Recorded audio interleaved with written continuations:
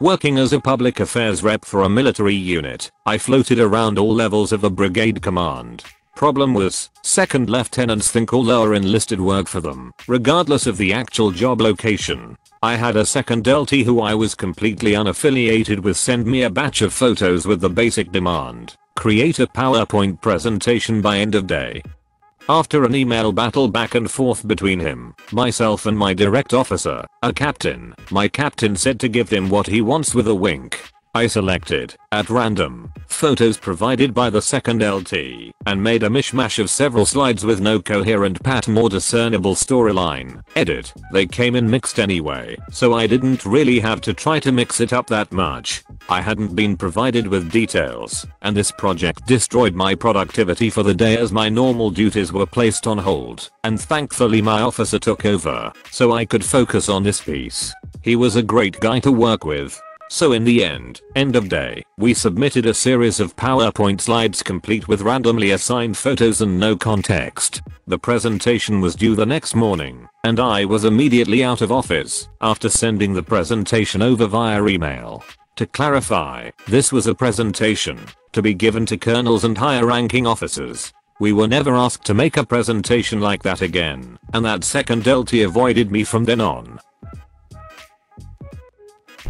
At one point, I was working for an employer who operated on a project basis. In simple terms, my exact duties depended on the project and needs of the client. Well, on one sub-project, split from and outlasting the original, I was the second person put on the task. We had a limited number of people who could be placed on the task, for logistical reasons. For simplicity's sake, I'll describe the task as follows. Examine item A, place item A in bucket 1, 2, 3, or 4, depending on its qualities. Move to item B. As is often the case, the qualities that should determine whether an item goes into a given bucket were vaguely defined and highly subjective, open to interpretation. A common principle followed by the employer is to emphasize consistency. That way if something isn't right, at least it's consistently not right, which makes it easier to find the wrongly categorized items when you go back later.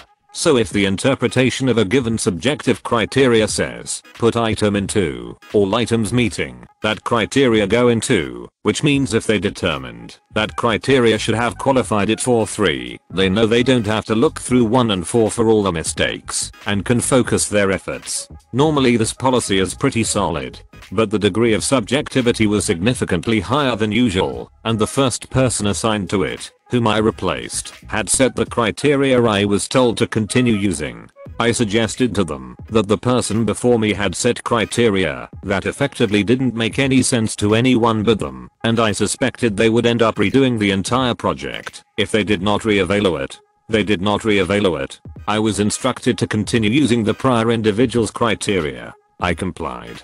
4 months of 60 hours a week later, I finished the project. 2 weeks later, they asked me to explain the criteria because the categorization made no sense and the resulting buckets of data were unusable for the client. And the usual consistency rule did not help. 2 weeks after that, I began the project all over again.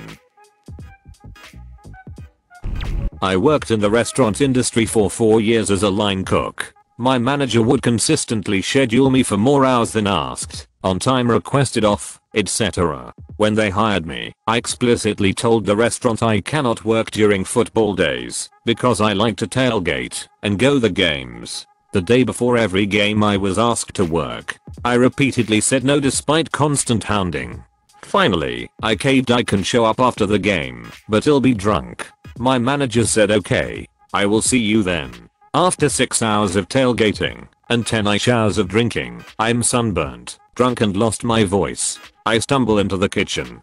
The look of astonishment on my manager's face is one I will never forget. Before my manager says anything, I cut him off in a raspy drunk tone. If you don't bring me burp a drink on the hour every hour / interesting drunk pause, I'm taking a nap on the prep table. I had a drink in my window every hour, on the hour. Drinks were brought by the manager, since the servers refused to bring them to me, per my request and their delightful compliance. Post my drunken kitchen adventure, my schedule was never questioned again. I worked when I wanted and nothing more. Obligatory. English is my second language. I apologize in advance for any errors or grammatical awkwardness. This also turned out much longer than expected. Oops. This is a fresh story stolen from my mom. Of course, it's fresh for me, because I just heard it, but for her, it has been slowly brewing for long months. For the backstory, my mom works as a construction specialist for a rather tiny construction real estate development company. It consists of less than 10 people, and that's including the owner, the cleaning lady, the owner's assistant, and an accountant. The amount of work they do construction wise is astounding, but they don't hire any crew, they only get subcontracted until the project is finished. She creates detailed cost estimates, files tender offers for public projects, hires subcontractors, participates in bids, the list goes on. She has made everything work smoothly since my dad and her ex-husband hecked off decades ago, and she never had anyone to help around the house. She often offered some small side jobs to her subcontractors. Broken window, the door needs fixing, faulty plumbing, no need for any pesky crappy husband. One of the hired crew guys will be happy to help after work for a fair, regular customer rate plus some home cooked dinner, coffee, and work related gossip. Since construction isn't a very stable business around here, and the projects ended sooner or later, there was a considerable rotation of these guys at our home over the years. The episode leading to malicious compliance started about 2 years ago. One of the regular guys who ran a small construction business, let's call him Ben, was at the time contracted with my mom's company to install doors and windows. Around that time, my mom's front door pretty much broke apart. After circa 20 years of faithful service, my mother grabbed her phone, called Ben and asked him if any of his guys got a few hours for a side job, a new door frame, and installation. He agreed to help and sent 2 blokes over. They finished the job, took the payment, drank some coffee, chatted with my mom a bit and left. Everything seemed fine at first, but a few days after the installation my mom noticed her new front door doesn't fully close and the lock tends to jam. She called Ben, explained what the issue was, and asked him to send someone around, and that she will pay for their time. He abruptly said, "I'm busy, we've got a ton of projects. Don't bother me with stupid crap," and disconnected. Okay then, I won't, she thought. She never brought the issue up again. She fully understood how incredibly busy must this man be. So many projects, so little time. The next construction project started for her company. She remembered the poor, overworked, busy Ben, so she hired a different company for the installation of doors and windows. And for the next project, and another one, and the following one, and the one after that too. About a month ago, she got a call from a familiar number while at work. "Hello, company name, Hannah Malicious speaking." "Oh hello, good afternoon Mrs. Hannah, how are you doing? I know it sounds a bit weird, but we use a Mr. or Mrs. title and the first name when someone is familiar in a professional setting, like a coworker, but not exactly someone personally close. I kept it, so that Eastern European aesthetic doesn't fully die in translation. I'm sorry, who am I speaking to?" "It's Ben Mrs. Hannah. How are you doing?" "Good afternoon Mr. Ben. I'm fine, thank you for asking. How are you?" "Well, not that good. I just noticed that we haven't got any construction contract offers from you. Is everything okay?" "Everything's fine. We've just handed in 2 construction sites and we have a new one fully prepared for this spring." "Why do you ask?" "We submitted offers for our services for the past few months, but we've never heard anything back." "Right. Do you remember our last conversation, sir?" Not really, no. Your guys messed up my door installation. I asked you for some help, Mr. Ben. I was willing to pay you extra despite for the fact that I shouldn't even pay for you fixing your staff's mistakes, but I respected our long cooperation. Do you remember what you said, sir?" "Sir, you said you're busy and you don't have time for stupid crap." Now I really do respect people's time and I certainly don't want to bother them with stupid crap, especially when they're busy. "Oh no, I'm sorry Mrs. Hannah, this must be a misunderstanding. I'll send someone to fix your door right away. It's been fixed by someone else 2 years ago. Goodbye, Mr. Ben." I just spoke with my mom over Skype. I noticed that there is a huge, fancy flower bouquet behind her. "Oh, flowers? Are they from a guy?" Please tell me you're finally dating someone." She smiled a bit nastily. "This thing, they're from Mr. Ben." And then she told me this whole story, which unbeknownst to me has been slow cooking over the last 2 years. "Mum, does it mean you're going to hire his company again?" "Nah, he's busy. I don't want to bother him with stupid crap."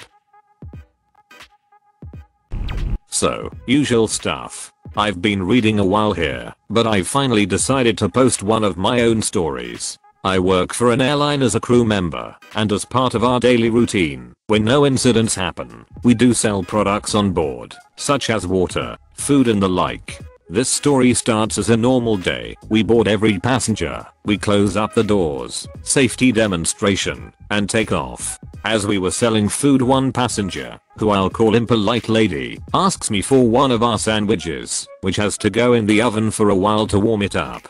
I tell her that, because we have limited space in the oven, it will take a bit longer than usual for the sandwich to be ready, since the ovens are full. If that was not okay with her, I could give her any other sandwich we had, which didn't need to be warmed up. She then proceeds to claim that she wasn't given the chance to order before, unlike everyone else. Mind you, this was because she was sleeping, and I would have considered very rude of me to wake her up to ask whether she wanted food or not. She insists that she wants the hot sandwich, so I put it aside, just so I could remember that I still had to put it in the oven. I then kept on asking the rest of the passengers if they wanted drinks. After approximately 10 minutes, this lady stops me to ask about her sandwich, which I still hadn't put in the oven, and her change. She was owed 44.50. I explained to her again that the oven is full and she will have to wait for the food to be ready. About the change, I tell her that because we don't have a bag of money to start with, we rely on what other passengers gives us in order to give the change back. But she was having none of it. Every time she saw me walking back and forth, she would stop me to ask me for her sandwich, which I gave after the second time, and her change. This was a bit more troublesome. Eventually she started demanding to be given her change, despite how many times I told her we would give the change after we finished serving everyone on board. Now, as in every job, having the right colleagues can help you out so much. After we served everyone, I went to ask my supervisor for some more money. We have 2 pools of money, and one of them is with the supervisor, and we hatched a plan. We were going to make sure she would have her change immediately, since she kept asking. It must be important for her, we supposed. I was going to be the one delivering the change, since she mostly interacted with me. My colleagues and I gathered all of our 10, 20, and 50-cent coins, and proceeded to place them into a plastic cup. We made sure it was her exact change there, and I went to her with the cup. Conversation was something like this. Me, sorry about taking so long with the change, we were a bit busy. Here's your change. Impolite lady, what? Me, you kept asking me for your change every time you saw me, and it didn't seem to me like you could wait 25 minutes for us to serve everyone. All I did was to give you the change before anyone else. Again, here's your change. Impolite lady, now, I can wait. I wait until you can give me notes. Me, no, it's fine. Here's your change. I handed the cup to her and walked away. She barely spoke to me nor to any of my colleagues during the rest of the flight. I can only presume she was busy counting all the coins I gave her to make sure I wasn't scamming her. Thank you for watching. If you enjoyed this video, a like and a comment would mean a lot in YouTube's world. Share with us if you would have done things differently, and don't forget to support the original authors with an upvote. Links are in the description. Peace out, and catch you tomorrow.